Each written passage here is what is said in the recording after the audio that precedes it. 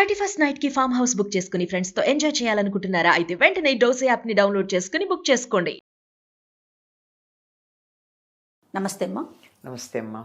అమ్మ, మనము తులసికి ఉన్న ప్రాధాన్యత మాటల్లో చెప్పుకోలేము.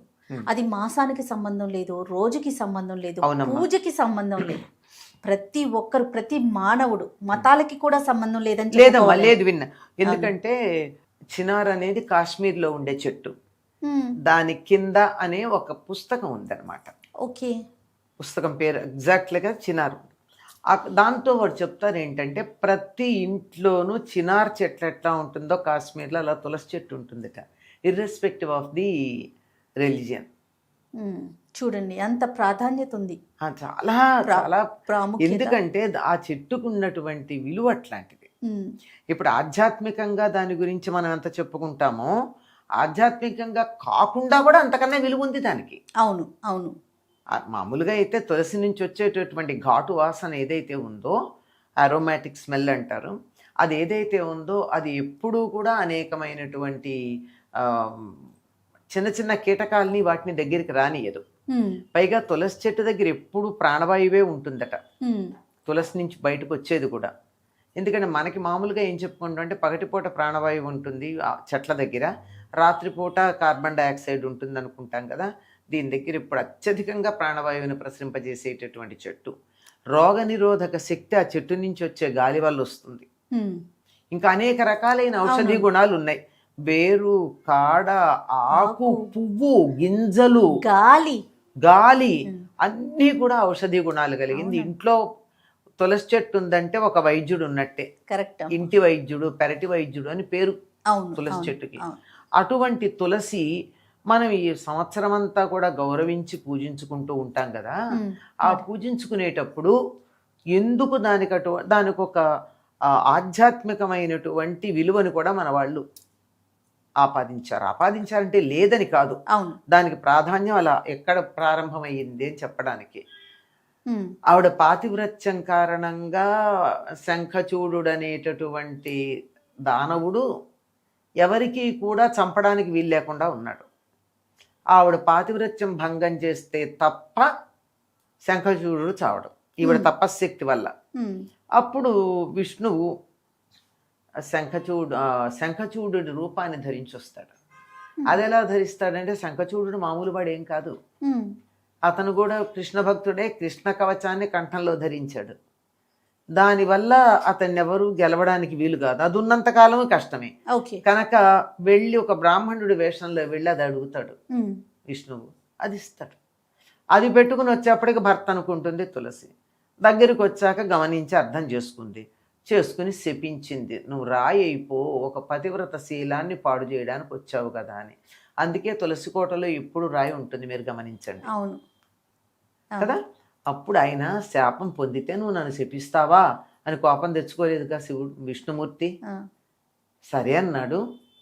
తర్వాత ఆవిడ శరీరం వదిలే ప్రయత్నం చేస్తూ ఉంటే ఆవిడ శరీరం అంతా ఒక నదిగా పెడుతుందని, ఆవిడ జుట్టు ఏదైతే ఉందో అది ఒక చెట్టుగా వస్తుందని, ఆ చెట్టుని తులసి అన్న నీ పేరుతోనే పిలుస్తారని, అది నాకు పరమ ప్రీతిపాత్రమని, కొన్ని వందల వేల పుష్పాలతో పూజించినా లేని తృప్తి ఒక్క తులసి దళం అర్పిస్తే నాకు కలుగుతుందని, తులసి లేని పూజ నాకు అక్కర్లేదు అని ఆయన చెప్పాడు. అందుకే దానికి కృష్ణ పుష్పసార అని పేరు, కృష్ణప్రియ అని పేరు ఈవిడకు ఉన్నటువంటి పేర్లలో.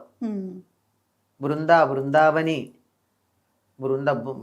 చక్కగా గుంపుగా పెరుగుతుంది, అది ఎక్కడుంటే అక్కడ బృందావనం అవుతుంది. పుష్పసార, అన్ని పూల యొక్క సారంలో ఉన్న వాసనలు ఒక్క తులసిలో ఉంటాయిట. ఒక్క తులసి దళం అర్పిస్తే సమస్తమైన పుష్పాలతో పూజ చేసిన ఫలితం వస్తుందిట. ఈ రకంగా తులసికి ప్రాధాన్యం ఉంది. అందుకని తప్పనిసరిగా ప్రతి ఇంట్లోనూ తులసి మొక్కని పెంచుకుంటారు. తులసి మొక్కని పెంచుకుంటే దాన్ని ఏమంటారమ్మా, నేలలో పెడతారా తులసిని? పరమ పవిత్రంగా నేలలో పాతంగా ఎక్కడ పెడతాం? ఒక కుండీ లాంటి దాన్ని ఏమంటాం? తులసి కోట అంటాం. ఎందుకు కోటని ఎందుకన్నా, కుండీ అని ఎందుకంటల్లా? అంటే ఒక కోట మనని ఎలా రక్షిస్తుందో పెరట్లో ఉన్న తులసి మన అట్లా రక్షిస్తుంది. ఇంట్లోకి నెగిటివ్ ఎనర్జీ రానియదు. ఉమ్, ఎవరైనా నెగిటివ్ ఎనర్జీతో ఉన్న వాళ్ళు వస్తే ముందు దాన్నంతా తను గ్రహించి చెట్టే తులసి మొక్కే ఎండిపోతుంది. ఎవరు పడితే వాళ్ళు ఎట్లా పడితే అట్లా ముట్టుకుంటే తులసి మొక్క ఉండదు. ఎందుకంటే నెగిటివ్ ఎనర్జీని టక్కున గ్రహించి లోపలికి వెళ్లకుండా ఫిల్టర్ చేస్తుంది అది. ఉమ్, ఏ రకంగా అయితే గోవు విషాన్ని ఫిల్టర్ చేసి విషాహారం పెడితే కూడా పాలల్లోకి విషం రాకుండా మంచి పాలు ఇస్తుందో ఆ విధంగా తులసి కూడా నెగటివ్ ఎనర్జీని ఫిల్టర్ చేస్తుంది. తట్టుకోలేకపోతే ఎక్కువ ఉంటే తానన్నా నశిస్తుంది కానీ లోపలికి రానీదు. అవును, అంతగా రక్షిస్తుంది గనక తులసి కోట అన్నారు దాన్ని. అద్భుతం. మరి మార్గశిరం యొక్క విశిష్టతలో మనం తులసికి ప్రత్యేకంగా చేస్తాం. కార్తీక మాసంలో విష్ణుమూర్తి నిద్ర లేవంగానే వచ్చింది తులసి దగ్గరికే. అందుకే తులసి కళ్యాణం చేస్తాం. ఆహా, క్షీరాబ్ది ద్వాదశి నాడు తులసి కళ్యాణం చేస్తారు. అవును, అవును. ఒకవేళ అప్పుడు కుదరకపోతే పూర్ణిమ నాడు చేస్తారు. ఉమ్, అది అక్కడి నుంచే తులసిని పూజించడం మనకు కనపడుతుంది. మార్గశిర మాసంలో తప్పనిసరిగా తులసిని పూజిస్తారు. ఎందుకు అంటే ప్రత్యేకత ఇప్పుడు మార్గశిర మాసంలో గోదాదేవికి తల్లిగా చెప్పబడుతుంది తులసి. మాతాచే తులసి పితా ఇది తవ శ్రీ విష్ణుచిత్తో మహాన్ భ్రాతాచే దితిశేఖర ప్రియతమ శ్రీరంగధామ ఇది జ్ఞాతారస్తనయస్వదుక్తి సరసస్తన్యేన సంవర్ధితా గోదాదేవి కథంతమన్యమనిశం సాధారణ శ్రీరసి అని నమస్కారం చేస్తాం. మాతా చే తులసి, తులసి పొదల్లో కదా ఆవిడ పుట్టింది. అవును, అందుకని ఆవిడకి తల్లి తులసి అని చెప్తారు. ఆహా, అంచేత ధనుర్మాసంలో పూజ చేసేవాళ్ళు ఎట్టి పరిస్థితుల్లో ఇంట్లో పూజ చేయడంతో పాటు తులసికి కూడా పూజ చేసి తీరవలసినదే, లేకపోతే పూజ అవ్వదు. ఉమ్. తులసి పూజ చేస్తేనే ధనుర్మాసం పూజ పూర్తయినట్టు సంపూర్ణ పూజ. అవుతుంది. కాబట్టి ప్రతి ఒక్కరు కూడా ప్రత్యేకంగా తులసి మాతకి పూజిస్తారు ఈ మాసం. తప్పనిసరిగా చెయ్యాలి. అసలు చేయకపోతే పూజ కానే కాదు అది. అందుకని కార్తీకంలోను మార్గశిరంలోను తులసి దగ్గర దీపాలు పెడతాం. అవును, దీనికి శాస్త్రీయమైన అర్థం కూడా చెప్పారు. ఇంతకుముందు మీరు ఒకసారి ఒక మాట అన్నారు, మనం ఏ సంప్రదాయం పెట్టినా మన వాళ్ళు చాలా ఆలోచించి పెడతారు. అవునమ్మా. ఇది కూడా అదే. తులసి చలి తట్టుకోలేదు, నిద్రపోయిందన్న పదం వాడతారు. ఆకులన్నీ రాల్చేసి ఉంటుంది పాపం మోడులాగా. కాస్త ఎండలు రాగానే పెరుగుతుంది.